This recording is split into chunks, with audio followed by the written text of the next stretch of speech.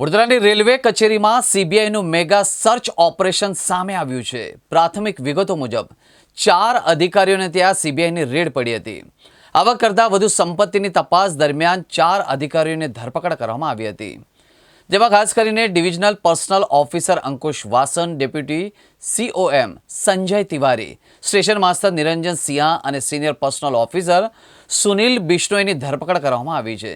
આ તરફ CBI railway DRMને કાર્યવાહીની જાણકારી આપી છે। આ સાથે જ પકડાયેલા અધિકારીઓને ઓફિસ સીલ પણ કરવામાં આવી છે। ભરતી કૌભાંડમાં વડોદરાના અધિકારીઓની ભૂમિકા સામે આવી છે, જેને લઈને ગાંધીનગર ACB અને સીબીઆઈ સંયુક્ત ઓપરેશન પાર પાડ્યું હતું। આ તરફ હવે રેલવે અધિકારી અંકુશ વાસને એક જ્વેલર્સ પાસેથી સોનું માંગ્યો હોવાનો ખુલાસો થયો હતો, જેમાં 400 ગ્રામ સોનું અને રોકડ રકમ પણ માંગી હોવાનો ઉલ્લેખ કરવામાં આવ્યો છે। સમગ્ર મામલો ગાંધીનગરમાં FIR દાખલ કરવામાં આવી છે।